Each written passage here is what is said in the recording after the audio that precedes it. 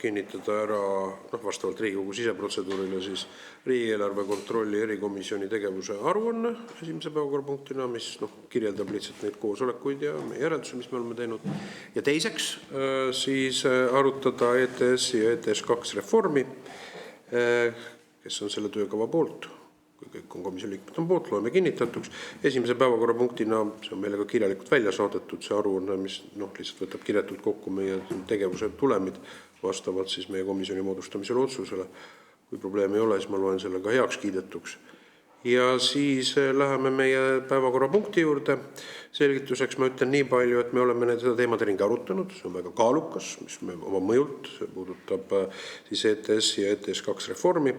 Me oleme ka valitsuse esindajate positsioonidega tutvunud, mis on suhtunud skeptiliselt, mis puudutab ETS2 süsteemi üldse jõustamisse ja toetanud edasilükkamist. Aga eelmisest nädalast oleme saanud uudised, rabavad uudised, et triloogidel on saavutatud kokkulepe ETS2 süsteemi jõustamise osas 2028. aasta algusest, mille puhul ka Vabariigi Valitsus, nagu me oleme teada saanud, on planeerinud juba riigieelarve strateegias 330 miljonit eurot täiendavat siis sisulist faktilist maksude tulu ETS2 süsteemilt. Nüüd avalikkusele teada olnud triloogide järelmites siis on nii-öelda siis leevendusmehhanismina ette nähtud tasuta või mitte tasuta, vaid siis täiendavate emissioonikaubanduse ühikute turule tulemine, kui hinna referentstase kerkib üle 45 euro siis tonni kohta. Ning meil praegu on siis olukord selline, et triloogide järelmid põhinevad millel? Põhineb eesistujariik, kes ta juhib, Euroopa Parlamendi raportöörid ja ka siis eesistujariiki toetab Coreper ehk tegelikult alalised esindajad liikmesriikidest, kes väljendavad oma seisukoha, annavad mandaadi siis eesistujale kokkuleppe tegemiseks ja sealhulgas ka siis Eesti alaline esindaja, aga loomulikult Eesti alaline esindaja on professionaalne diplomaat, tema saab oma sisendi valitsuse positsioonideks vastava ministeeriumi, eeldatavalt siis kliimaministeeriumi käest. Ja nüüd oleme olukorras, kus praegusega on poliitiline kokkulepe selle ETS2 küll teatud määral muudetult, aga selle puhul saavutatud. Et see täies mahus siis jõustuks 28. aasta algusest. Ja sellele on mõjud, mida on siis erinevate ekspertiiside puhul kõneletakse kuni 1,5% inflatsiooni mõju ainuüksi hinnatõusude puhul. Nüüd kütuse hinnale, siin on olnud ka juttu erinevate turuosaliste poolt, aga see sõltub nüüd CO2 emissioon kaubanduse hinnast, on olnud juttu kuni 50 senti nii diislikütuse kui bensiini puhul, siis eeldatavalt selle leevendusmehhanismiga on see summa kindlasti madalam, võib oletada või laugjam, sest kogu see süsteem on mõeldud ju fossiilkütuste ehk bensiini ja diisli turult tõrjumiseks, on laugjam. Ja kindlasti oleks oluline meil kuulata nüüd, milline on see laugjam mõju ja teiseks sellel on mõju ka kusagil 15 kuni 25% peredele, kelle kodu köetakse kaugküttega, gaasiga või siis kaugküttega, kus on siis ka gaas või siis nii-öelda ka taastumatud kütused, mis samuti kuulub maksu alla ja et milline on siis see mõju neile. Me oleme palunud siia nüüd kliimaministeeriumi esindajad. Kas kliimaministeeriumi esindajad on koosolekul lülitunud? Ei ole. Kliimaministeeriumi esindajad reede õhtul ütlesid, et nad ei jõua ette valmistada ja seetõttu ei saa osaleda. Ma siiski palusin kliimaministeeriumi esindajatel, kuna ma eeldan, et nii olulises küsimuses nemad ju mandaadi andsid ju diplomaatiliseks läbirääkimisteks, nad tegelikult oleks võimelised tutvustama. Kahetsusväärselt ma pean nentima, et kliimaministeeriumi esindajad siin praegu ei ole. Siis ma arvan, et ma teen ettepaneku, et komisjon palub, et kirjalikult saadaks kliimaministeerium siis oma selgitused sellele, milline on kokkuleppe sisu ja milline on kokkuleppe sotsiaalmajanduslik mõju Eestis siis vastavalt koduomanikele, kes kaugküttega kütavad nendes kütteliikides, kui ka kütuseturule ja samuti siis ka mõju inflatsioonile, sest mõju on siis ka kogu süsteem näeb ette laug ja tõusu nendel, et kui vaadata ka siis prognoositavalt, kui kasutada tehisaju metoodikat, siis on 1,5%-line hinnatõus kerkib, inflatsioon mis on 28. aastast, kerkib ka 2,5–3%-line inflatsioonina. Ja ETS2 süsteemi mõju inflatsioonil on oluliselt suurem kui ETS1 mõju, millel on ka oma järelmid. Aga meil on kohale kutsutud siis erinevate institutsioonide esindajad ja ma annaksin võimaluse institutsioonide esindajatele siis ETS-i ja ETS2 süsteemi valguses kuulata ära tähelepanekud, ka ootused riigile ja ootused siis sellele, kuidas on olnud dialoog ka nende otsuste kujundamisel valitsusega. Ja kohal on siis Viru Keemia Grupi regulaatorsuhete juht härra Meelis Münt, transpordikütuste ühingu tegevjuht Krista-Mari Alas, ühingu juhatuse liige ja Neste Eesti aktsiaseltsi juhatuse liige Ülle Tamme. Ja ma annaksin siis sõna nendele institutsioonidele, et milline on teie hinnangul see mõju ka ETS-il, aga ka selle muudatustel võimalikel ja ETS2-l ja milline teie hinnangul siis sisend, mis teie olete andnud ka siis nendeks läbirääkimisteks, et kas on valitsuse poolt tagasiside, millega on arvestatud ja siis läheksime arutelu tähelepanekute juurde.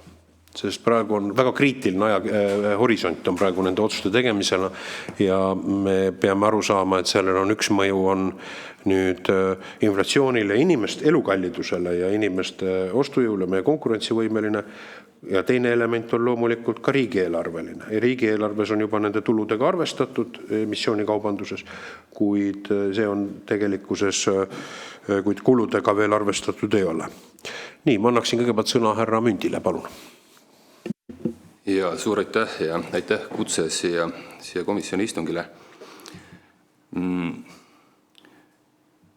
Ma võib-olla Viru Keemia Grupi poolt, kuna meie kuulume sinna ITS1, et siis oma seisukohad ja kommentaarid eelkõige puudutavad ITS1, aga ka siis mõne sõnaga võib-olla ITS2, et tõepoolest, mida meediast lugesime, et kokkulepe on saavutatud, et see ITS2 hinna mõju oleks laugem.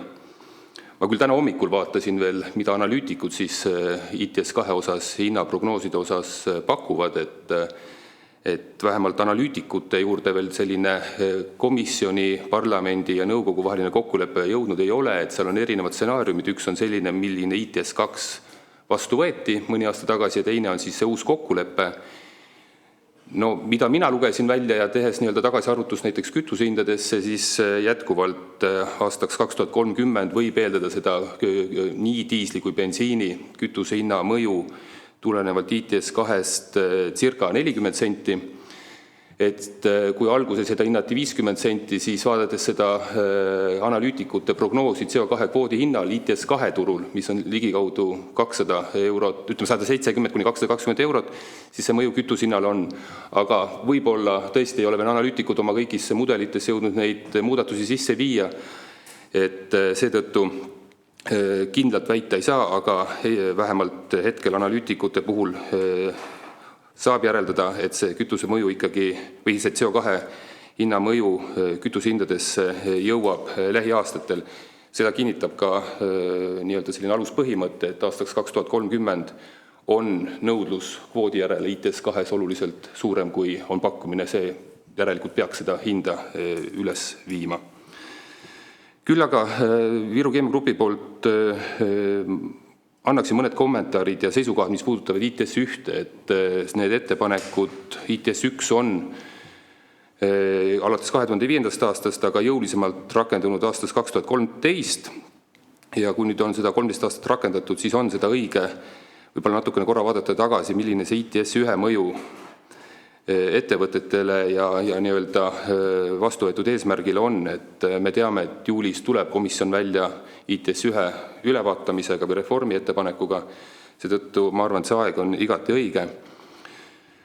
Kui 2019 lepiti kokku kliimaneutraalsuse eesmärk ülemkogu tasandil, siis vaatasin veel üle, et väga tugevasti rõhutati eesmärgi vastuvõtmisel ka energiajulgeoleku vajalikkust, konkurentsivõime olulisust, iga liikmesriigi õigust valida oma endale sobiv energiamiks või energiakandjate koosseis ja samuti rõhutati tehnoloogia neutraalsust. Et kui vaadata natukene statistikat, mul ei ole küll slaide selle kohta esitada, aga kuna need meil on olemas, siis ma refereerin meie slaide, et vaadates Euroopat võrdluses näiteks Ameerika ja Hiinaga, siis majanduskasvus me selgelt kaotame neile, aga mis selle kliimapoliitika ja CO2 teine eesmärk on ju ka vähendada globaalset CO2, ega CO2 ei tunne riigipiire, vaid oluline on siis et selleks, et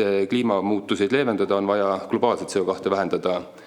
Ja 10 aastaga globaalsed CO2 heitkogused on kasvanud ja näitena Hiina CO2 heitkogus on kasvanud rohkem, kui on terve Euroopa Liidu aastane CO2 heitkogus.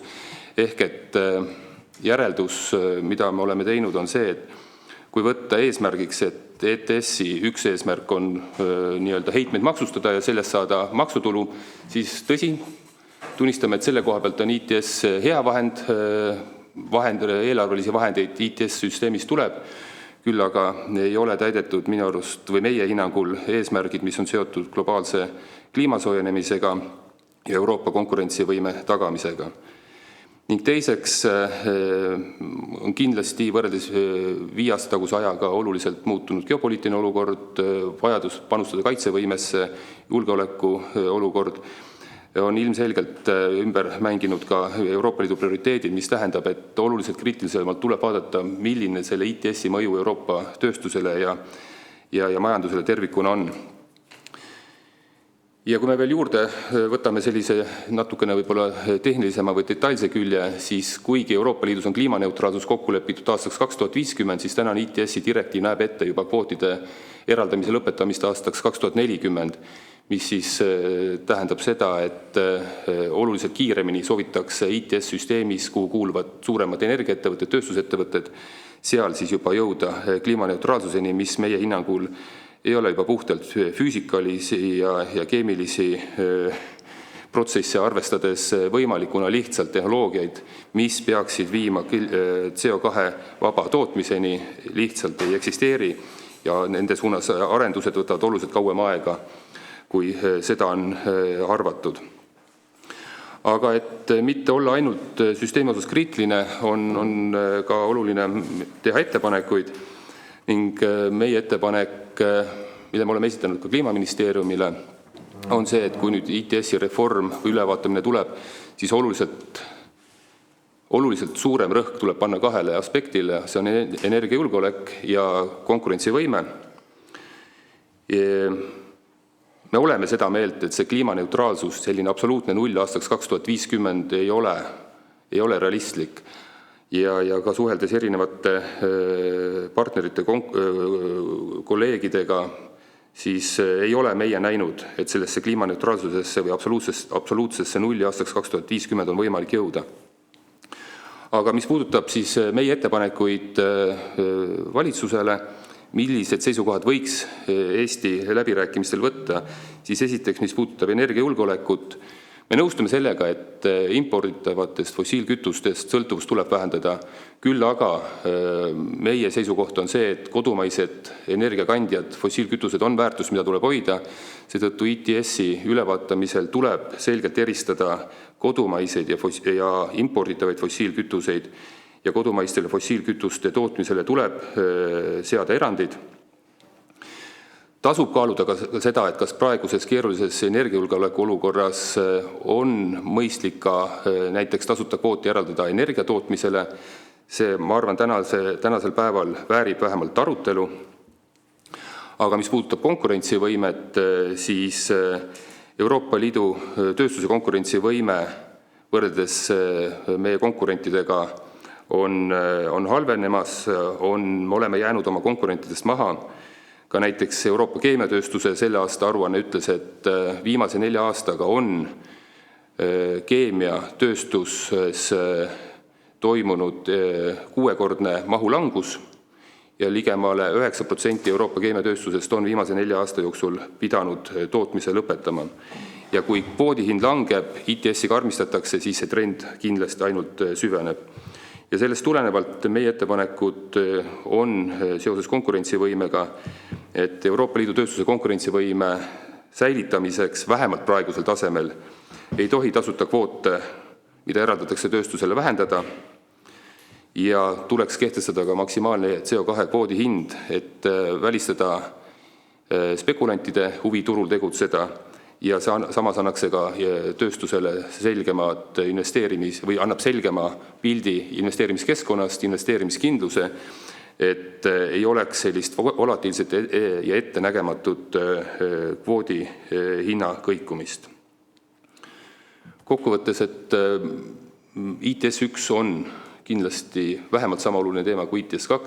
Tõsi, mõjutatud on võib-olla Eestis vähem, aga majanduse tervikuna ja Euroopa Liidu tööstusele kindlasti on tegemist väga olulise küsimusega, kus Eesti seisukohad ja tuleb kujundada võimalikult varakult, et olla aruteludes ikkagi laua taga. Aitäh! Aitäh teile ja ma annaksin järgnevalt sõna siis Krista-Maria Alasele, transpordikütuste ühingu tegevjuhile, et milline on teie informatsioon siis selle triloogide tulemuse kohta, aga tegelikult ka triloogide eelnevalt, mis on siis teie hinnang selle kütuseturu hinna taseme mõju kohta ETS2 süsteemi jõustumisel. Proua Alas, palun. Tere ja ma tänan. Kahjuks ma pean ütlema, et meil puudub väga palju infot kogu selle süsteemi kohta, et hiljem ma annan Ülle Tammele ka sõna, et tema võib-olla oskab ka selgitada seda hinnaprognoosi kui siis kütusemüüja, aga nii-öelda üleüldiselt sektori poolt. Keeruline on midagi täna hinnata, prognoosida, sest et tegelikult meil puudub igasugune info, kuidas üldse ETS2 üle võetakse, sest Eesti ju ei ole seda teadupärast täna isegi alustanud seda ülevõtmist. Ma võin öelda, et meil on olnud ministeeriumis kohtumisi sellel teemal, aga tulemusi ei ole. Ehk me ei tea täna endiselt, kes hakkab täpselt seal kohuslaseks selles ETS2 süsteemis kütusemüüjate poolt. Tänaseks juba tegelikult peaksid toimuma aruandlus ja seiresüsteemid. Neid meil ka ei ole.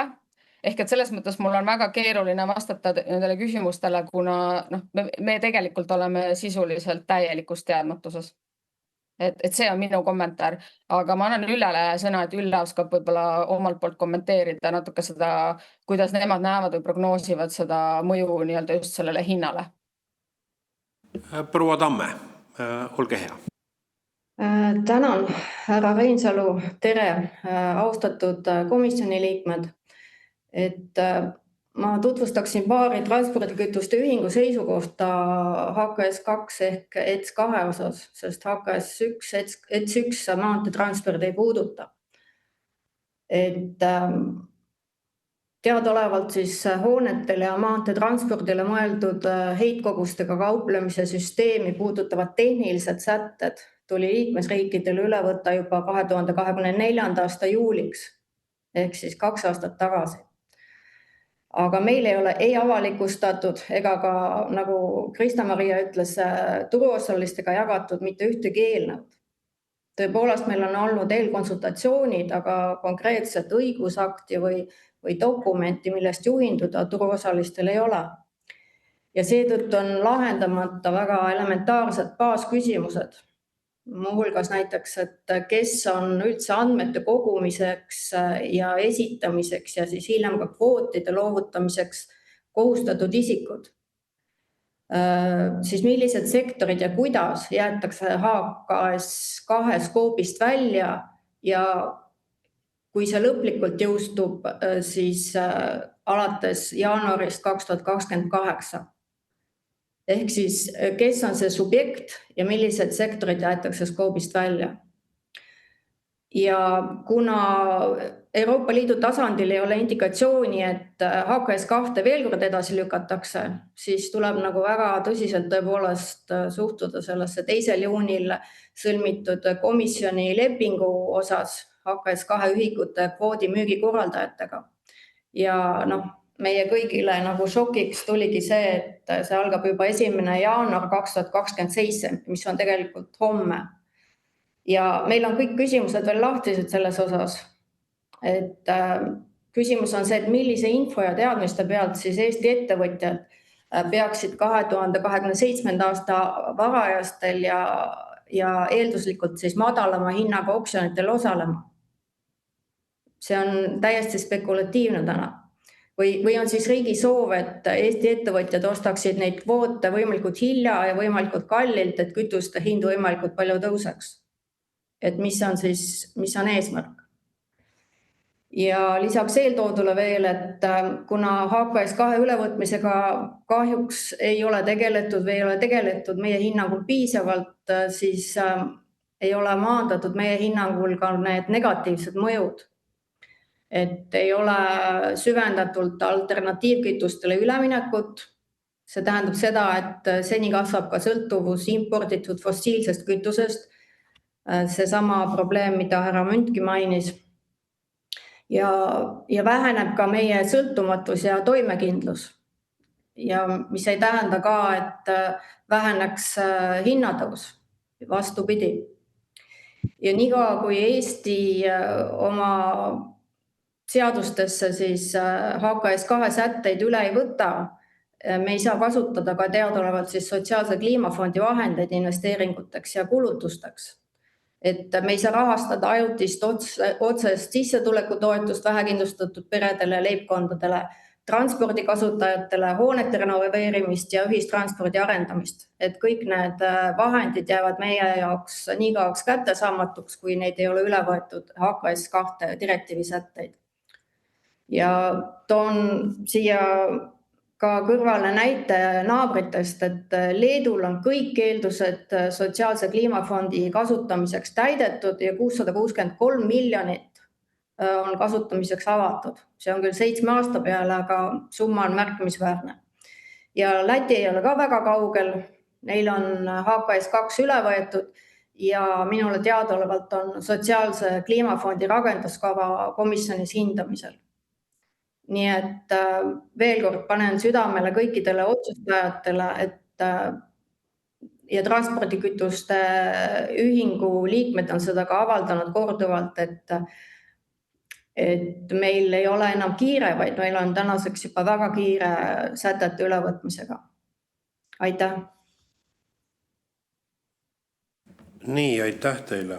Täielik tohuvabohu. Katsume siis veidikene luua selgust selles asjas. Ma saadan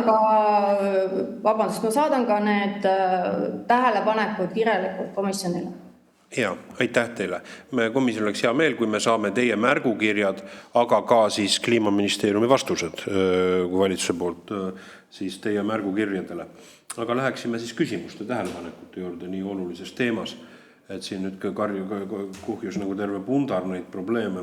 Et ma kõigepealt küsin teilt, proua Tamme, mis on teie prognoos, kas mootorkütuste ühing on ka arutanud, üks asi on nüüd see sõlmitud poliitiline kompromiss või siis ütleme seal triloogide tulemus juunikuust, aga ütleme sellele varasemalt, et mis on teie prognoos, siin härra Münt viitas, ütleme siin, et tõenäoliselt võib oletada, et selle laugjama ülemineku osas võib see tähendada 40 sendist mootorkütuse hinnatõusu. Mida teie prognoosite? Ma ei tea, kas teete turuanalüüse või turuhinnanguid, et mis see võib olla siis 2028 või sealt siis järgnevatel aastatel nagu nii-öelda regulatiivne mõju mootorkütuse lõpphinnale? Neste esindajana ma ei saa hinda kommenteerida. Transpordikütuste ühingu juhatuse liikmena ja nendes töögruppides osalenuna ma võin korrata ainult seda, mida ma täna varem avaldasin, et mida laugemalt me suudame üle võtta neid kohustusi, seda pehmem tuleb maandumine turuosaliste tarbijate jaoks. Ja veel kord, et võib-olla on kusagil meie poolt tehtud ettevalmistused olemas, mis ei ole lihtsalt meieni jõudnud, et seega me väga palume infot selle kohta ja sisendeid Kliimaministeeriumilt. Aga ma küsin seda, et ma vaatasin jällegi tehisaju abil, et mis 2030. aastaks nende regulatiivsete sammudega, sealhulgas ka laug- ja mootorkütuse aktsiisi tõusuga, et prognoos kuskil 67% siis ETS-i, aga ka selle RED-süsteemi ülemineku osas, biokütuste osas võiks olla 2030 meil siis 2,5 euro kanti. Sinna tuleb juurde ka tavainflatsioon, eks ole, ja siis ka siis turu kõikumine fossiilkütustel. Aga ma küsin seda, et te mainisite, et 2 aastat tagasi pidi olema see ETS2 süsteem juba üle võetud. Just. Et mis te silmas pidasite seal, et see oli direktiivi või selle Euroopa määruse siis nagu nii-öelda kohaldumisnõue? Tehnilised sätted pidid olema üle võetud juuli 2024, just. Oho.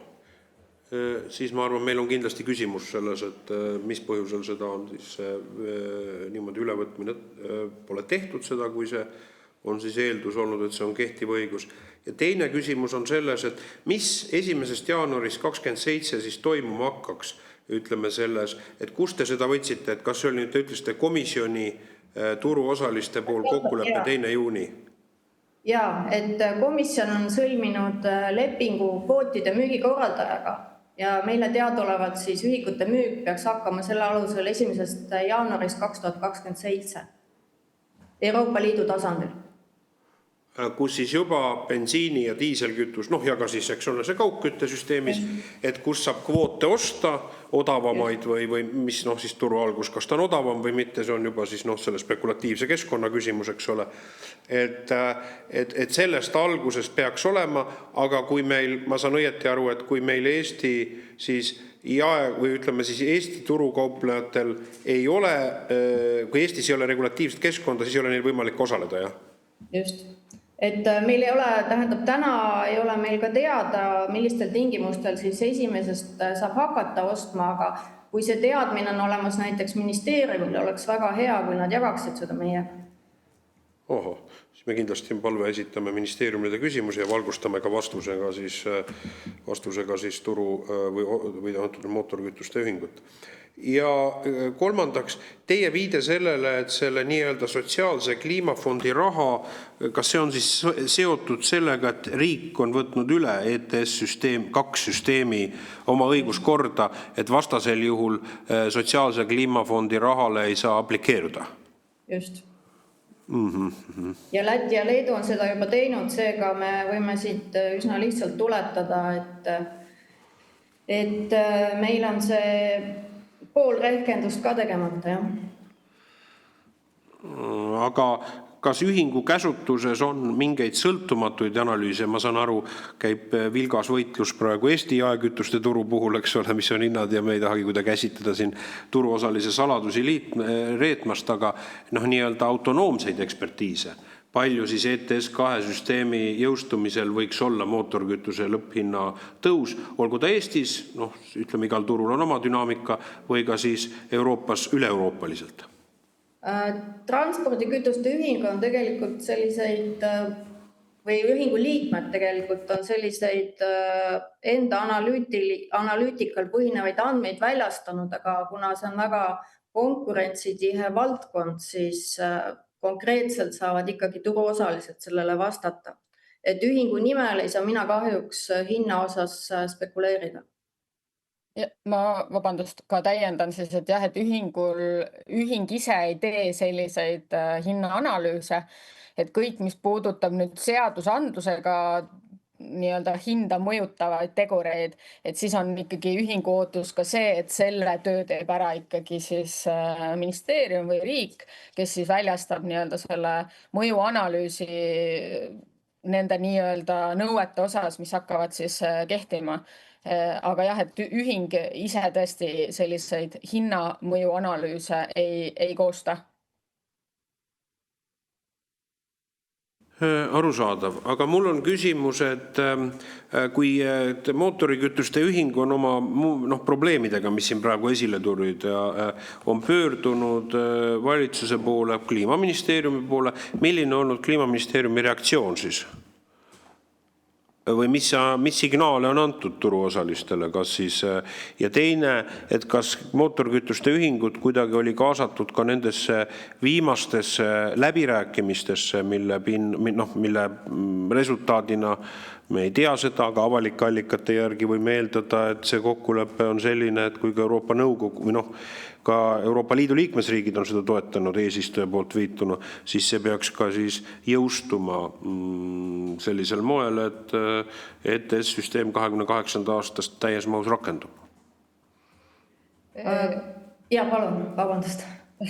Ma selles osastan ise, et viimastesse aruteludesse ei ole kaasatud, just vaatasin järgi, viimane kohtumine meilivahetus ministeeriumiga HKS2 teemal oli eelmise aasta septembris, siis me püüdsime koos ministeeriumiga välja selgitada nii-öelda seda osa, et siis tehniliselt, et nagu ka Ülle Tamme mainis siin, et isikud, kes peaksid sellest mõjualast välja jääma, et kui suur kütuse kasutus nendes sektorites on, aga muus osas ei ole meiega olnud rohkem kokkupuuteid ega kontakte.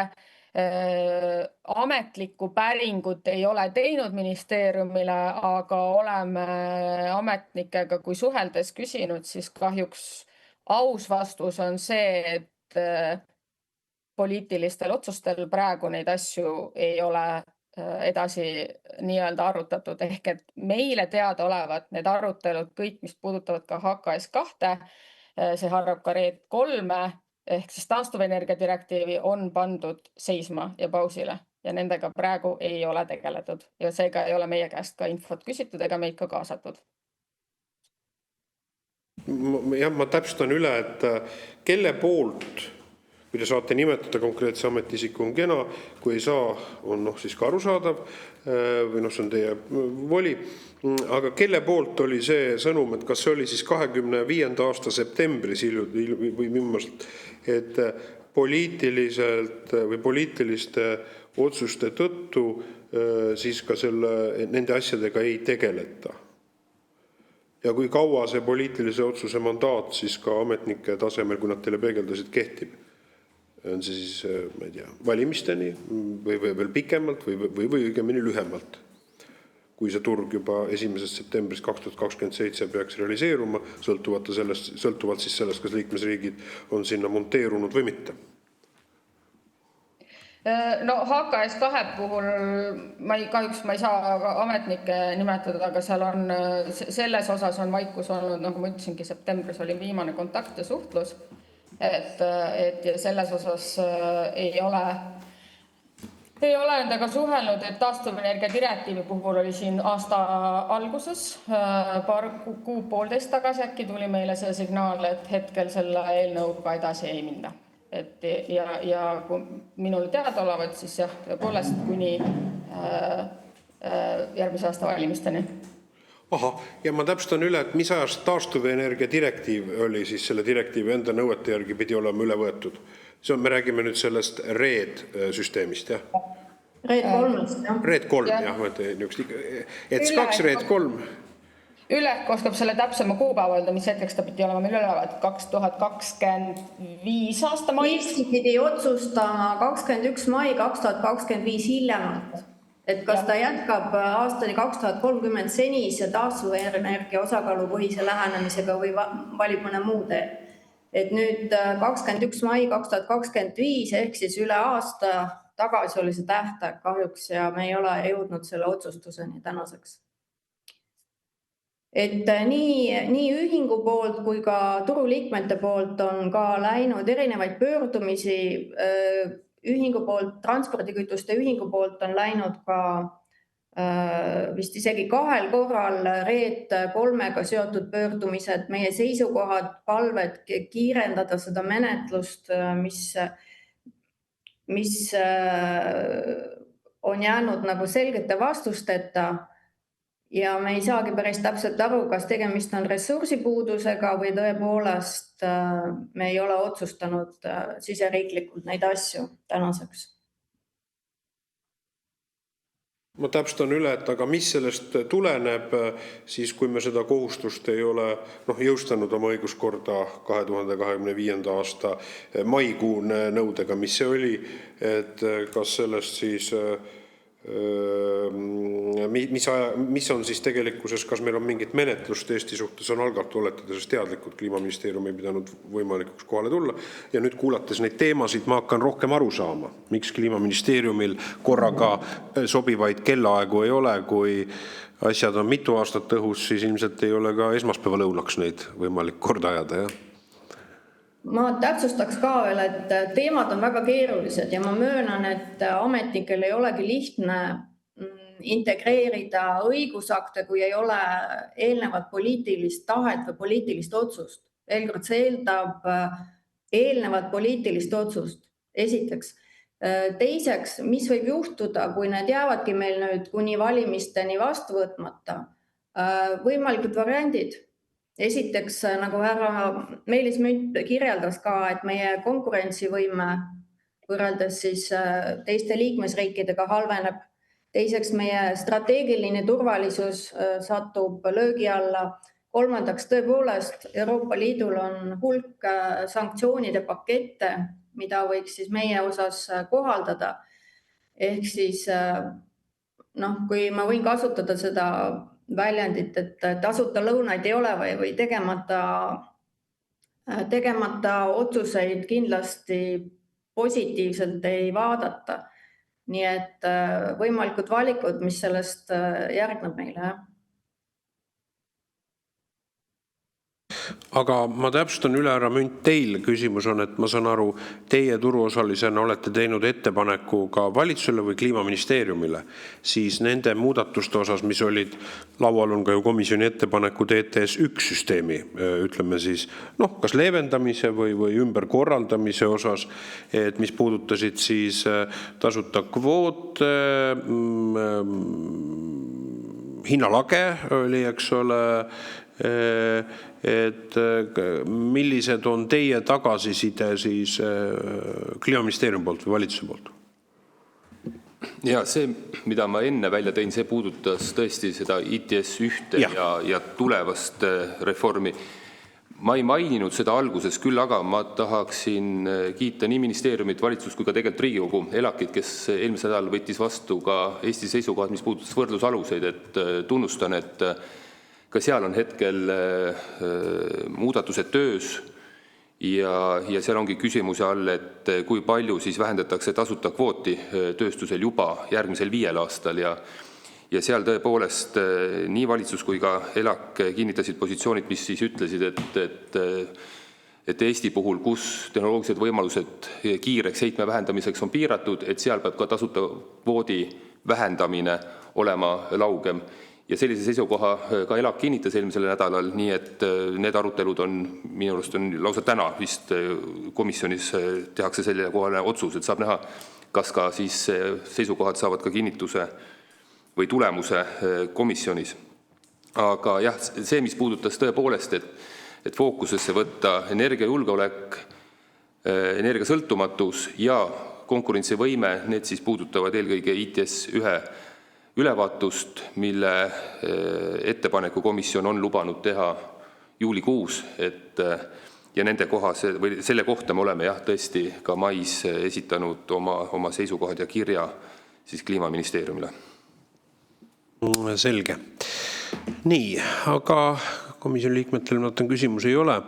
Siis mul on küsimus selle kohta, et puudutavalt nüüd meil seda ETS2 süsteemi kokkulepet, siis me oleme niisuguse keerulise olukorra ees.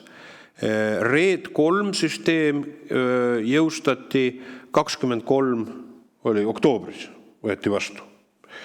Niimoodi selle parlamendi koosseisu volituste ajal 25 kevadeks pidi olema jõustatud, ka sellel on täiendav hinnatõusu mõju loomulikult kütuseturul, see on selge. Ja nüüd tegelikult siis me kuuleme, et poliitiline tahe ei ole sellega tegeleda, mis tähendab, et siis see kõik lükkub siis ja meil tegelikkuses nii-öelda reeglite surve on, see lükkub siis valimiste järgsesse aega lükatakse. Nüüd ETS2-ga valitsuse positsioon oli selline, et seda võib-olla üldse ei taha, eks ole, või oli skeptiline selle üldse jõustamise osas. Nüüd me ei ole küll valitsuse esindajaid siin, aga me oleme teadlikud, et oleme saanud ajalehest teadlikuks, et see valitsus kiitis heak, või tähendab siis Euroopa Nõukogu on kolmikkokkuleppe sõlminud. Et mul on küll palve, et küsime siis selle kohta Kliimaministeeriumis seisukohta, aga palume, et ka Eesti suursaadik siis alaline esindaja siis Coreperis annaks ka teada, et millise mandaadi alusel ja kuidas toimusid läbirääkimised, kas ta oli sinna hõlmatud Coreperi tasemel ja millist seisukohta ta siis seal väljendas. Ja meil oleks vaja teada nüüd antud juhul siis, milline on valitsuse käsitlus sellest, et mida siis prognoositakse, et mis ajal jõustub, mis on selle sotsiaalmajanduslik mõju ja inflatsiooniline mõju. Et praegu me oleme väga suures määramatuses ja me saan aru, kui tajume seda, et määramatus mõjutab ka turuosalisi. Ja ilmselgelt on aru saada see, et kõigi nende manöövrite ajal valitsus on ulatuslikku tulu juba riigieelarve strateegiasse summas 330 miljonit eurot sisse arvestanud ETS2 süsteemiga. Samal ajal, kui tõepoolest retoorika oli või positsioon oli, et ETS2 süsteemi mitte üldse jõustada või seda edasi lükata. Ühe käega öeldi ei, teise käega raha, mis sellest võiks laekuda, see meeldis, see on sisse arvestatud, et riigieelarve strateegiat siis positsiooni kujundada. Et see on väga keeruline ja kummaline olukord on meil välja kujunenud, mis on nagu nii-öelda valitsuse tegelik kavatsus ja mis nüüd selle asja tulemusena tegelikkuses juhtuma hakkab. Ma arvan, et meil on põhjust siin küsida siis Kliimaministeeriumist selgust ja aru ja nii selle RED 3 osas kui ETS2 osas ja siis ka Rahandusministeeriumist seisukohta, mis puudutab seda viidet sellele kliimafondile ja selle raha kasutamisele. Nii, härra Laats. Jaa, aitäh. No, kuna meil kahjuks Kliimaministeeriumi esindaja ei ole ja nendel oleks tegelikult kõik need püstitud küsimused oleks ju ka esitatud täna, siis minu ettepanek, et me võiksime seda käsitleda seda samad teemad lähiajal, kus on ka vastavad nii-öelda ametnikud olemas ja miks mitte ka, kui oleks ministergi kohal. Aitäh. No selge, see on niisugune väga tõsine nõudmine, mis mul jääb üle selle nõudmisega teha. Võib-olla siis tõesti, arvestades seda, et on tulnud välja asjaolud, et RED 3 süsteem on juba üle aasta on jõustamata, ETS2 süsteem on mitu aastat jõustamata, turuosalised viimati said signaali septembris 2025, et poliitilise korraldusega on siis, ei peeta võimalikuks nende küsimustega tegeleda ja avalikkusest me oleme teada saanud, et poliitiline kokkulepe ETS2 süsteemi jõustamiseks 28. aasta 1. jaanuarist on sõlmitud, mille mõjude puhul, härra Münt ütles optimistliku mõju, et 40 senti tõuseb kütuseliiter, aga see on siis, see eeldab analüüsiga nende leevendusmeetmete järel. Siis võib-olla tõesti äkki teeksime ettepaneku, et arvestades seda, et paluksime härra ministril ja Kliimaministeeriumi esindajatel ikkagi koosolekul osaleda ja me praeguse seisuga oli ettepanek kolmapäeval mitte teha koosolekut. Aga ma teeks ettepanek, komisjon toetab, et kui ministril või ministeeriumi esindajatel on võimalik osaleda ja tungiv palve oleks osaleda, sest siin ei ole küsimus enam selles, et üksnes, et neil ei ole infot, mis on ka veidikene segane viimase Euroopa Liidu tasemel läbirääkimiste kohta, kogu Euroopa meedia on seda täis, energeetika väljaanded, kes loeb, meil ei ole veel seda infot, ei ole võimalik analüüsida, aga siin on nüüd mitme aasta õhku jäänud teemad. Et siis, kui komisjoni liikmed on nõus, siis me teeksime siiski, korrigeeriksime päevakorda, paneksime provisoorselt siis 8.30 kolmapäeval koosoleku palvega, et energeetika ja keskkonnaminister Sutt, et saaks osaleda ja koos ministeeriumi esindajatega. Härra Alas. Aitäh, et võiks nii kokku leppida, et kui ikka minister tuleb, et siis teeme koosoleku. Lihtsalt saata ametnikke siia ei ole lihtsalt. Ja, hästi. Meie palve komisjoni poolt läheks valla, et härra minister osaleks koos ametnikega, sest kõlanud on väited selle kohta, et ja see on õige, ametnikud ei saagi midagi otsustada teha, kui on kehtestatud poliitiline moratoorium. Poliitiline moratoorium selles loogikas, et mugavad otsused, ütleme, rasked ja populaarsed otsused enne valimisi ja pärast valimisi tulgu või teistsugused otsused, ütleme siis nii delikaatselt. Et nende kahe siis, ütleme, piiranguga lepiksime siis kokku ja ma tänan kõiki turuosalisi ja palve siis ka Viru Kreemia grupile saata see märgukiri, mis te saatsite, te viitasite maikuus komisjonile, mis puudutas seda olukorda. Ja loomulikult, kui me komisjoni teeme, te olete kõik siin täna osalenud turuosalised, on võimalus osaleda ka sellel komisjoni koosolekul. Aga kas see toimub või mitte, see sõltub nüüd juba härra ministri seisukohast, et mingitel põhjustel ühtegi Kliimaministeeriumi ametniku sellel teemaga haakuvalt tänasele koosoleku osalenud eelmise nädala keskpaigast kuni tänaseni ei olnud võimalik leida. Loodame, et kui need küsimused puudutavad nüüd härra ministrit ja tema vastutusala, see on põhimõtteline küsimus, ma arvan, me peame siin selguse saama. Et see on nüüd, härra minister leiab selle aja, ükskõik kus ta siis asetseb koordinaatteljastikul planeedil, et siis elektrooniliste vahendite kaudu on võimalik seda teha. Aitäh ja sellega on koosolek läbi.